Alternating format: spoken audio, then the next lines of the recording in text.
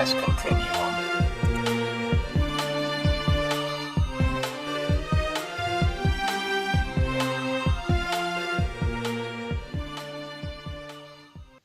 All right, welcome everybody to GameCast Continuum. We are your hosts, DC Skater Shane, and Mr. Bojangles, 1984. on this week's exciting episode, we'll be taking a dive into the popular fighting game titled Super Smash Brothers. But before we get into all that, we're going to take care of some basic housekeeping. Be sure to check out our Twitter page and follow us on Twitter over at GameCast Continuum. And if you're listening to this on Podbean and or iTunes and want to see the video version, check it out over at twitch.tv/GameCastContinuum. Now that all the boring stuff's out of the way, let's dive right in.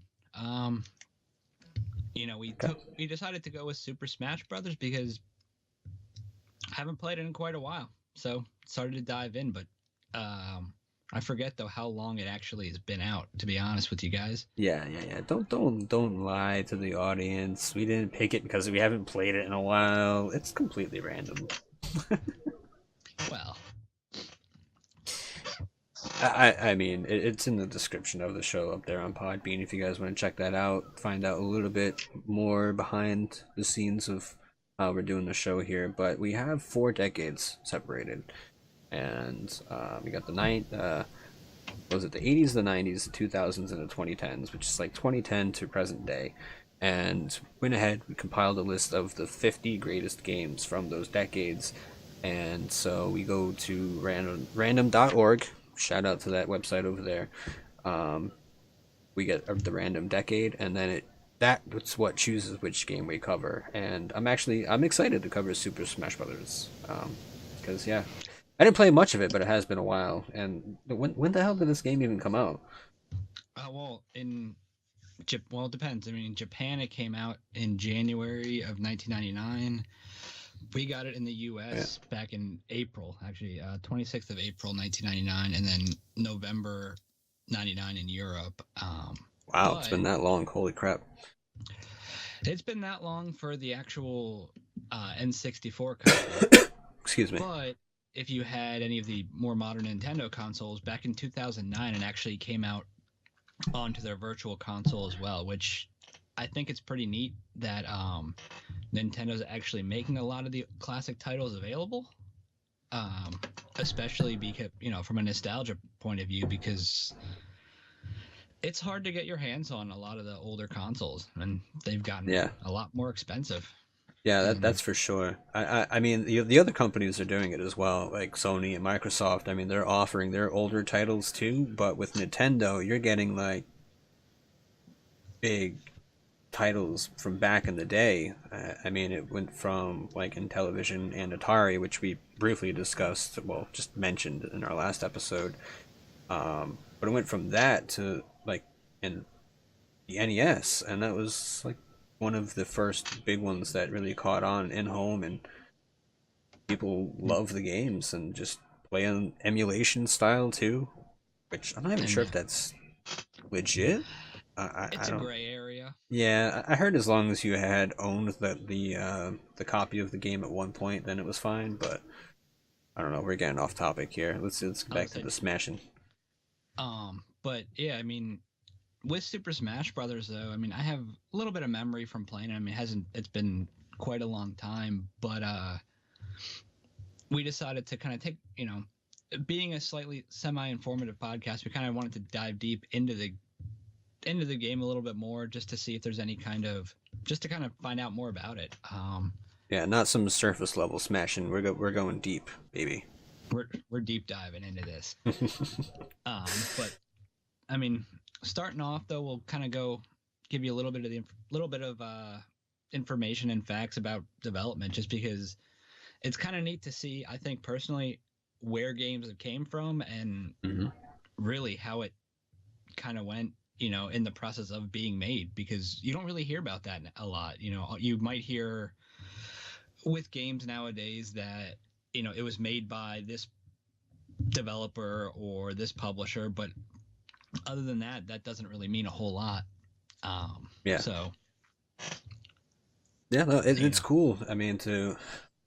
I mean, find the time to be able to get together and go through these games like this. I mean, it's really interesting. This is our first one, and going back and looking through and finding out all the details about the conception, how things were presented, and stuff like that. I mean, it's really cool to be able to do this podcast here, and I hope you guys enjoy it. but yeah, I mean, Super Smash Brothers. I mean, it was developed by HAL Laboratories, which was actually HAL uh, Laboratories. HAL Laboratories, Okay. and they were basically one of the AAA developers for Nintendo. But the game Ah, itself, yeah. And then a part of HAL Labs was, the designer, which is Masahiro Sakurai, and Saka who? Sakurai, Sakurai. Okay, well, Saka you. and he's actually, from looking into a little bit of the development of this game, he was a little bit of a sneaky guy. Um, Sneaky guy. he was a little bit sneaky with making the game because the Yeah. initial title before it became Super Smash Brothers was actually Dragon King: the fighting game, which really is a long way from Super Smash Brothers. Yeah, right. Dragon King, the fighting game, and then you get Super Smash. And then Super it Smash became Brothers. Super Smash Brothers. But yeah, with him being a little bit of a sneaky individual, initially when he wanted to make the game, he wanted to make a fighting game for multiplayer, but kind of knowing at that time, especially early on with Nintendo in the 90s, Hmm. fighting games in general didn't really do well. They weren't really selling real well, other than your major, real big titles that obviously are going to sell well no matter what. Yep. But he wanted to make something that stood out. And when he pitched the game first to Nintendo, he didn't actually mention to them that he was using the Nintendo properties in the game as your characters. He just kind of went in with it, but That's ballsy.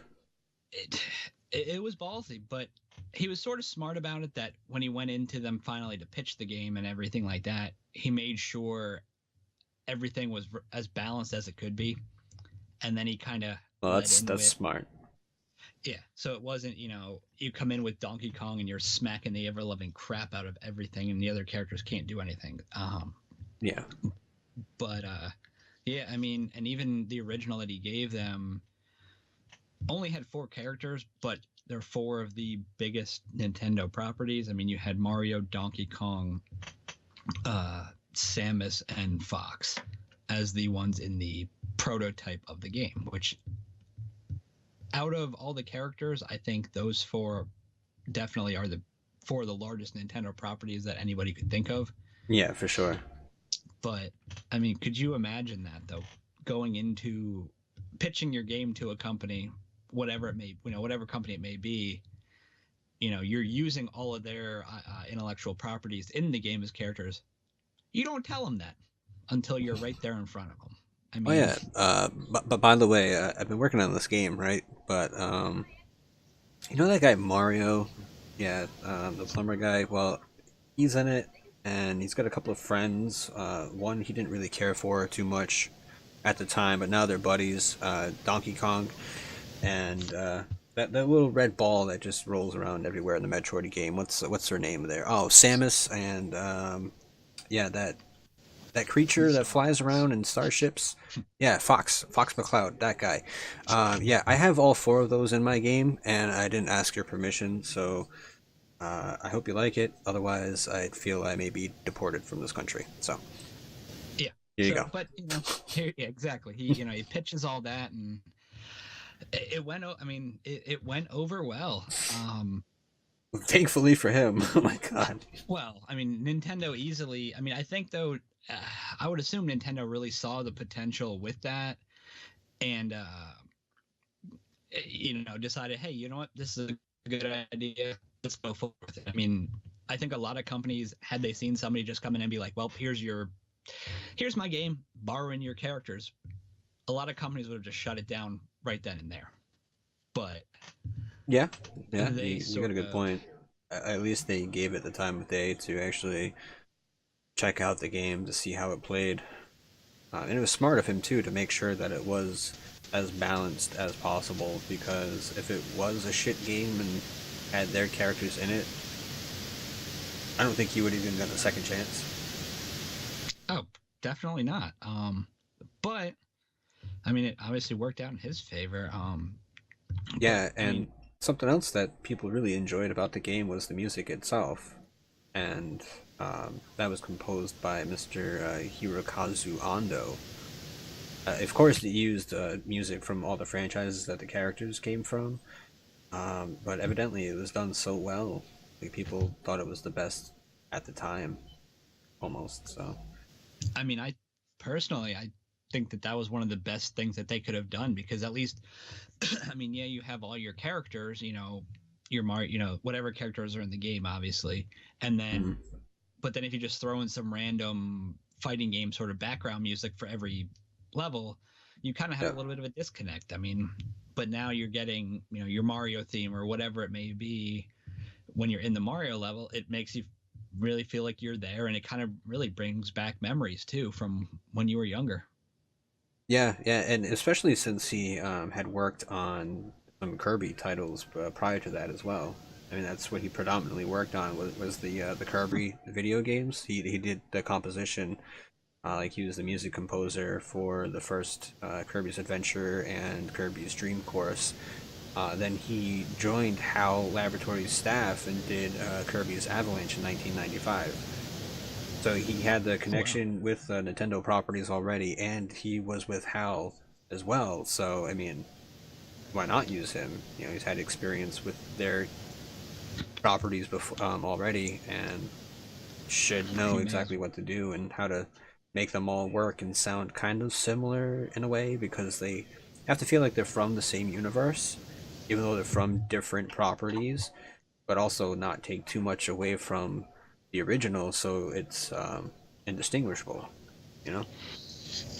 I mean, yeah, I mean, definitely the soundtrack for that game, I think it's very memorable. I mean, and that's the thing too, that they made it, when you play whatever level you may play on, it was very, it was very nostalgic and it was very memorable. You always remember Yeah. playing on those stages because the music, even as soon as, if you heard the music cueing in, you knew right where you were before you saw the level.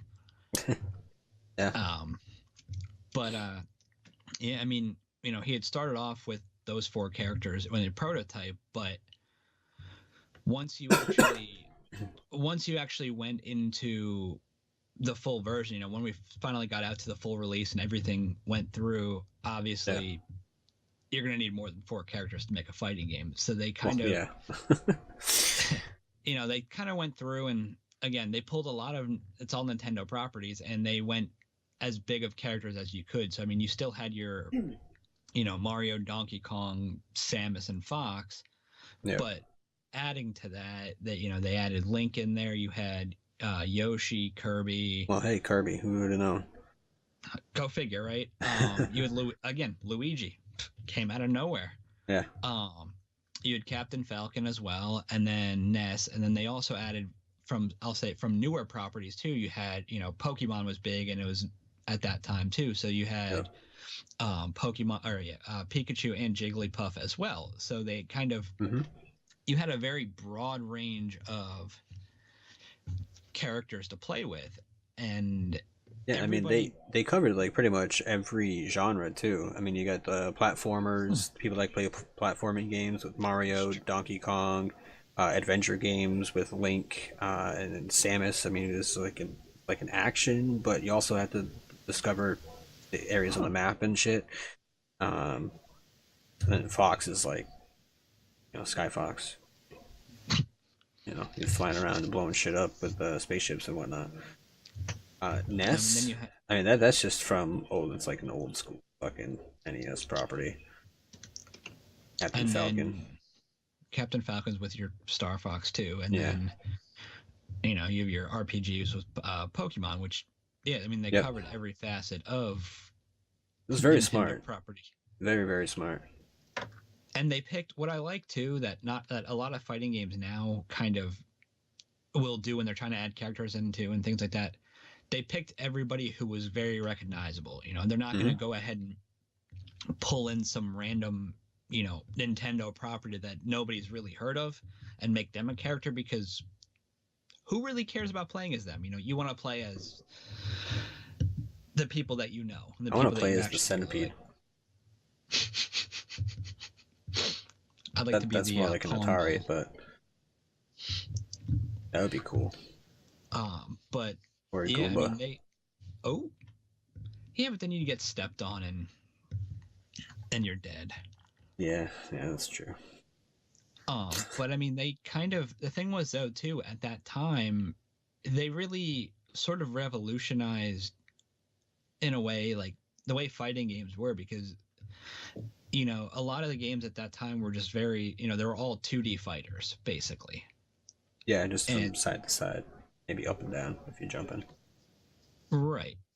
And this was still, it was a 2D, it was still a 2D fighter. I mean, they call it 2.5D, but because your backgrounds and everything were 3D, but all your fighting's done still.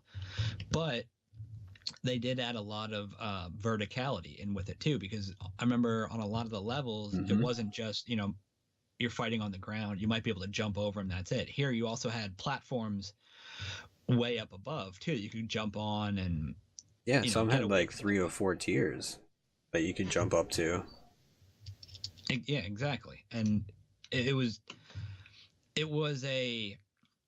what I liked about it, honestly, with Super Smash Brothers was it was simple, that you could pick it up. It was a good party game. You could just, everybody sitting there playing.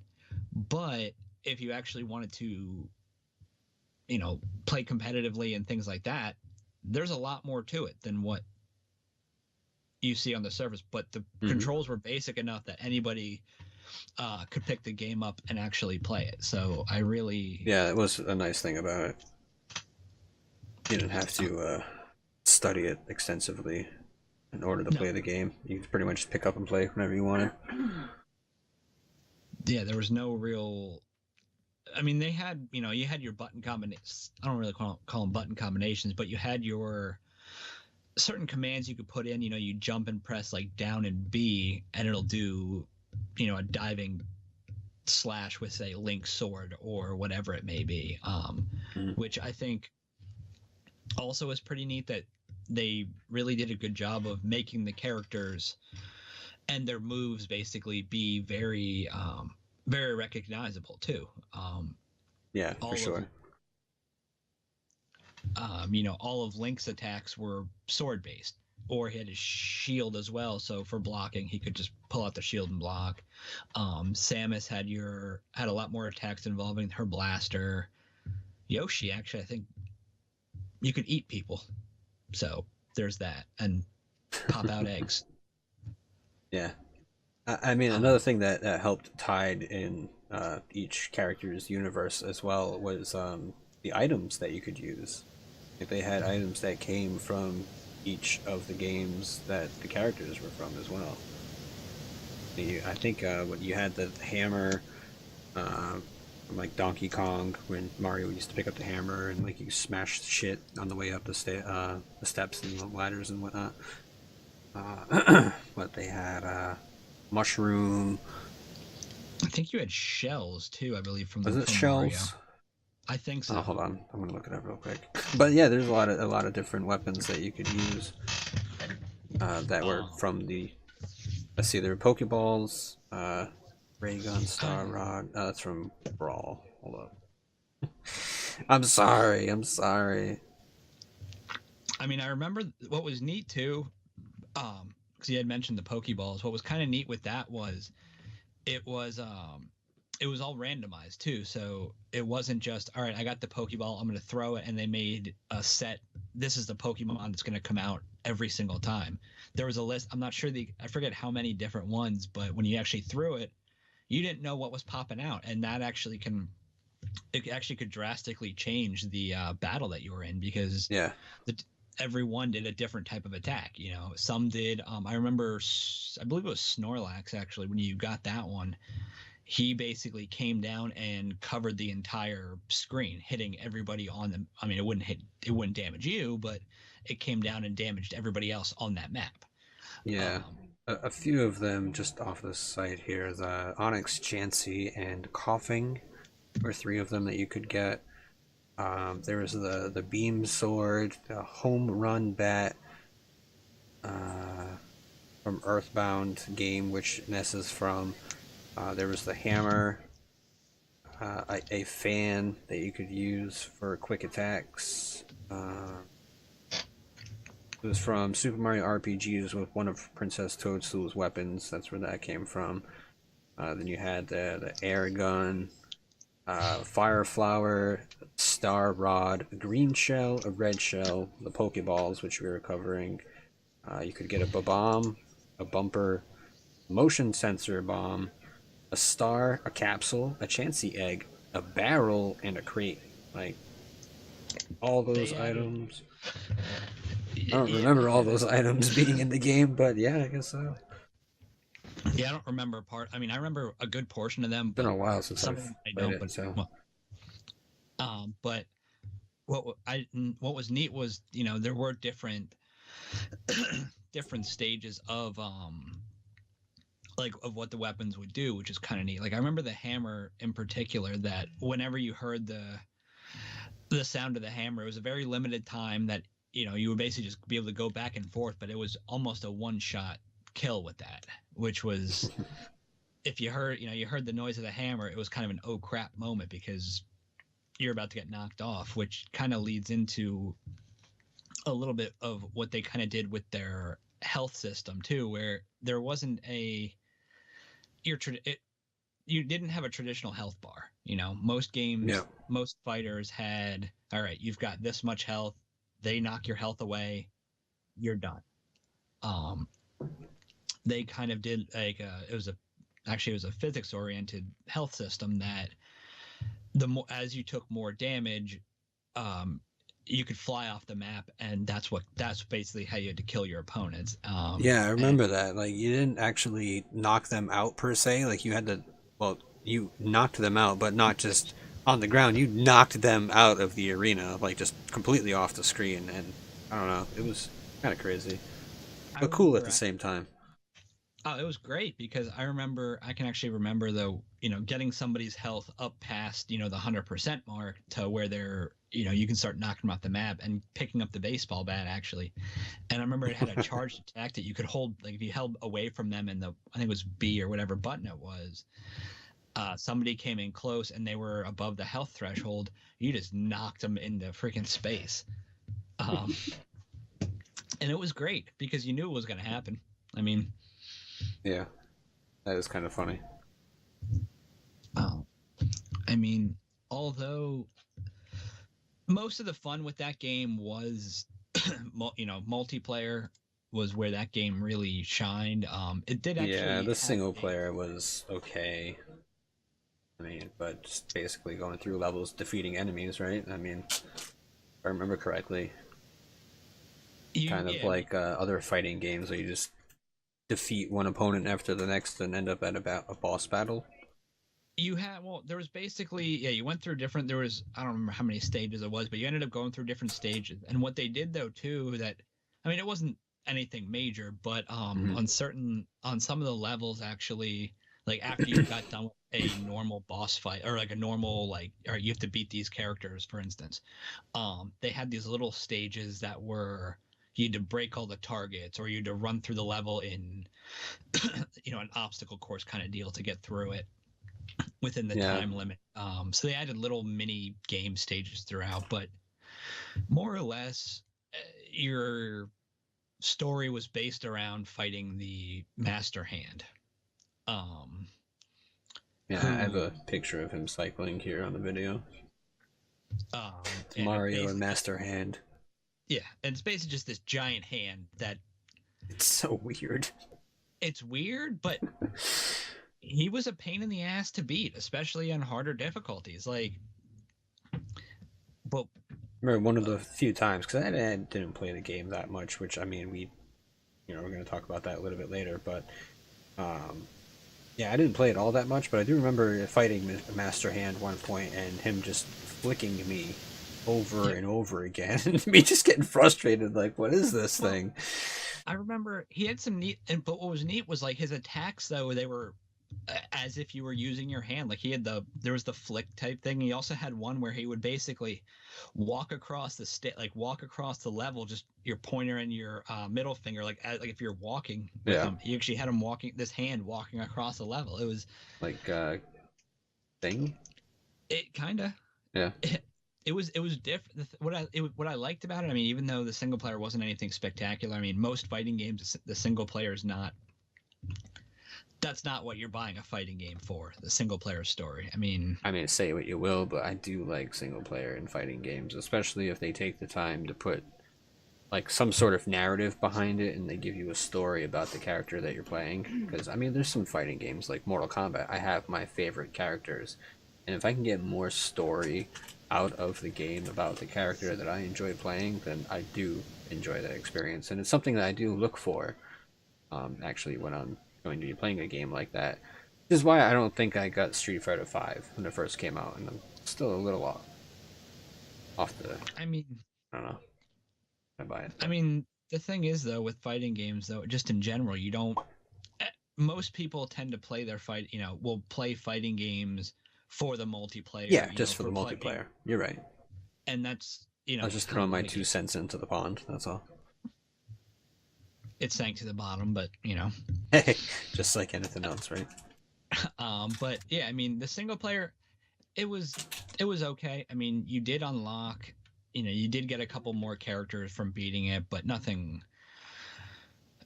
out of the ordinary um with it. But I mean, I do, to be honest though, I do remember, growing up, especially when I had my Nintendo 64, I played the crap out of this game. You know, being young. See, the nice thing was too, I was fairly young at the time, and just being able to play with a lot of the characters, even if I wasn't very good at the game, uh, it was great to play with my friends, and we'd spend hours playing the game, picking different characters, going through different levels, and just having a blast. I mean, that's one thing I Yeah. think Nintendo really did well, especially in the Nintendo 6, starting more so with the Nintendo 64 era and so forth, is they had a lot of really good party friend type games. Mario Party was the shit. Mario Party was excellent, but we'll save that one for another Yeah, show. we'll have to make sure and cover that game for sure. I mean, I know you earlier you said you play, you had a little bit of hands on. I mean, Not a whole what lot of was your time. Yeah, what I was your mean, every thought on? once in a while, when I went over to a friend's house and they had it, play a couple of times. But I mean, I had an N64, but got any games for it. I mean, there was this one point where I was more into uh, web design and stuff like that than I was playing games, and that was kind of during the N64 era, Okay. somewhere around there. And then I got a PlayStation, and then I was back into gaming again. So, thank you, Sony. Yeah, I mean, But yeah, not a lot of hands-on. I mean, my experience with it. I mean, the damage system itself. I mean, I know it's something different, something new. You're not just dwindling their health down to zero. You have to build up your damage on your opponent and try to get them off the platforms. I mean, to me, that was kind of a little difficult to follow sometimes. There's gonna be times you have your opponent at like 150%, but yet you can't knock them off the fucking arena. Like I didn't know what moves were best to do to accomplish what I was trying to get done.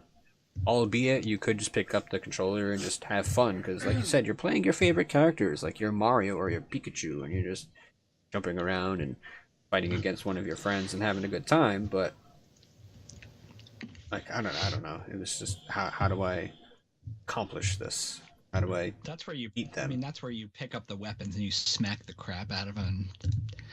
And takes care of all Yeah, that. I mean, anytime I won a match, it was just a pure surprise. I'd be like, "Oh my god, I just knocked you off!" Not like, "Oh wow, yeah, I just beat your ass because I know what I'm doing." It was just a complete utter surprise to me because I wasn't expecting to connect with a powerful attack at just the right time. Just enough to Yeah, knock but them out of the battlefield, you know? but you got to admit though, even though you didn't put as much time into it as I did, Mm-hmm. it just felt good to smack them and see them just go flying out into I mean, the it was distance. cool. Yeah, it It was cool. felt good, especially since they did, they got that part done pretty well too, where it wasn't just all right, you hit them and you just see them fly left, right, or wherever. I remember hitting people with some of the weapons, and you would actually see them fly off in the background and progressively get smaller and smaller and smaller until they disappeared. Yeah. That was cool. I mean, I know when the game came out, there was a few little like hiccups with the game, mainly with just single player because Yeah. there wasn't a lot to it. But I think again, you're kind of a lot of those complaints could be just not pushed It was just aside. cut and dry. I mean, Yeah, you fight one person after another. It's just a one-on-one battle. Um, and I guess the variety. I know you said there was like those mini games in between sometimes, but they from weren't what enough. I found doing the research, I mean, that was one of the things that they didn't like about the story mode, the single player mode, whatever you want to call it, was just I had a lack of features. And you get through the people and you get to master hand, and then all of a sudden he's like a perfect combatant, and just the perceived difficulty of having something that is just so much more powerful than you are, and trying to defeat it. And they didn't really care for that too much, but I mean, otherwise, the game was pretty well received. It. I mean it. I mean the game itself, other than the little bit of criticism there, I mean the game sold really well. Yeah. I I mean I want to say combined it was like almost 2 million. I think it was like almost 2 million in Japan and almost close to 3 million in the United States, and that goes as of 2008. So that's even before they Yeah. put it out on virtual console. So that's I'm strictly sure people just bought the crap out of that on the virtual console too. oh, I would love to see. I couldn't find stats on that. The only stats that I really could find were, what it sold, what the physical copy sold. But I Yeah. mean, could you imagine that though? I mean, I know personally I would buy, a lot of games that I played back when I was younger. If I had the opportunity to purchase it again and not have to go out and buy that console again, I would jump on that. Yeah, for sure. Um, Um, every once in a while, I see like a PlayStation, excuse me, a PS2 game on the PlayStation Store now, and I'm like, oh, I really want to buy that. But at the same time, I'm like, oh, there's so many games I haven't played yet. So, The only problem I have with some of the virtual console stuff, though, like I've picked up a couple games that I remember playing, when I was younger, and mhm. then when I tried to play it again as an adult, it doesn't carry over.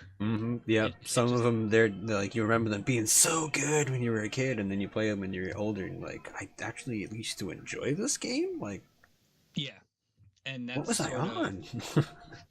and that's kind of at least me personally what sort of holds me back a lot of times of buying a lot of the older games is because Yeah. I don't want to mess with such fond memories that I already have.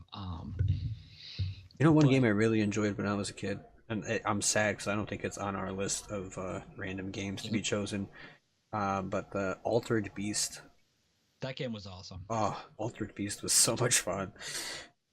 But yeah, I mean the thing was though with other than besides selling this 5 million copies, which think about that though for a game, you know, I a mean, fighting game in general to yeah. sell close to 5 million copies, that's crazy. I mean, I think part of that though was you know with having all the Nintendo properties there, that was definitely it helped tip the scales in their favor because everything was so recognizable. But I know when you said that about the music, I remember trying to think of who said I didn't get to actually look, but that a couple different gaming outlets actually. Let me see here. I actually, it was IGN and GameSpot both actually claimed that the music and everything were music and multiplayer were the best at that time. Yep. Which, Yeah, I remember reading that too. that says something, for a game that initially starts out as for a game that started out as, well, we're going to try to make a fighting game with Nintendo properties that they don't know about, to becoming one of the best multiplayer games of all time at that, or not of all time, but the best at that time. It's something to think about, that they definitely hit the nail on the head with that game. And even the reviews, Yeah. it got reviewed so well. Yeah, like you said, to think it came from Masahiro's ambition to make a fighting game that 4 people could play and enjoy, and thought to tie in the Nintendo properties at the same time, so you get to play as your favorite characters. Not mentioning it to them again, he And didn't just even tell sneaking that them. in at the very end. Just snuck it But in there, and it went off to be such a success. It's pretty cool. I mean, the other thing is though too, on that note, at that time, they're really the a 4-player sort of competitive fighting game wasn't really that, outside of possibly arcades, that really wasn't a common thing to see. You look at most of your fighting, think of I think most, it wasn't it like the first? I mean, I any think it other was fighting game I think of, it's just one on one. 1v1. Yeah. Or even if And it that is 4 people, it's one person controlling 2 characters versus somebody else. Like you play a usually they'll team do the 2v2. team. Yeah, Right. But there's not 4 on the screen at once. yeah, And that, so coming in with something completely new and being that much of a success it's incredible. I mean, it really is. bet you they're happy they gave the project the green light. I mean, I really wish I could go back and see what the reaction was though in that room when he starts pitching the game and then lets them know, oh, by the way, I've used your characters. Right? Imagine, like, I present to you my game, Dragon King, the fighting game, and it boots up and like, oh yeah, by the way, Mario's in it. Starring Mario. Yeah, starring Mario, Donkey Kong, Samus, and Fox. I hope you approve. Thank you. I hope, yeah. But I mean, clearly they approved, and it became one of the best selling fighting games. That wasn't an established game. And Yeah, it wasn't like the next installment of Mortal Kombat. And I mean, Wait, Mortal Kombat even out at that time? Yeah, Mortal Kombat came out. Mortal Kombat's been out was before, because Mortal Kombat was out, I believe, back on Sega and everything too. Yet, Yeah. It was on the Genesis. But even though we may end up hitting these on a later 92 show, Mortal Kombat came out. Oh man, yeah. played so much of that fucking game. Yeah. So I mean, and Mortal Kombat was also out, I believe, on the Nintendo 64. So it had some tough. Mm-hmm. It had some tough competition. Definitely had competition for sure. Yeah. I mean, you had your Street Fighters, your Mortal Kombats. I think during that time was like the first Capcom versus SNK game as well, which was pretty big. I believe so. Yeah. Back then. So I mean, yeah, there was already a pretty deep pool of fighting games, and even though they weren't as big of sellers, they took the chance, and I mean, it really paid off. I don't know. It's hard to think of, and the more I learned about this game, it really, even it shows, which we may end up covering on a later show, that they put out a couple iterations, of Super Smash Brothers, on various consoles, and I mean, they didn't really shy away from what the game originally was, which I liked. A lot of games will try, when they come out on newer consoles or whatever it may be, they try to reinvent the wheel with it and add in a whole bunch of new features. And it's just kind of like, why? You have a working thing, a system that works well. Yeah, we can make graphics better. We can do this, that, and the other. But if it's not broken, why try to change it? Right. Yeah. But I don't know. I mean, that's basically all I got on the game. I mean, not having all that much personal experience, all I can go off of is the research that we've done, and I think we've covered pretty much everything here. Do you have anything else you'd like to put in before we go, or? I mean, I could sit here and talk about the game for hours just of memories that I have of it, but Yeah. that's I mean, this is about it. So I mean, I think that's actually going to do it for this week. Okay. Thank you, everybody, for listening on Podbean and as well as iTunes. Make sure to give us a review and feel free to send any feedback Please, to. please give us a review. I'm sorry to cut you off there, DC, but I mean, we're really having fun doing this, but we also want to make sure you guys are enjoying it too. So if you could, either post something Podbean, send us an email, gamecastcontinuum@gmail.com. We will be checking the emails, and we'll definitely take the feedback and try to make things better if it's not where it needs to be. So, And just thanks again, everybody, for tuning in. And we will see you next week for another great episode of GameCast Continuum. hope you enjoyed it, guys. Thanks for listening.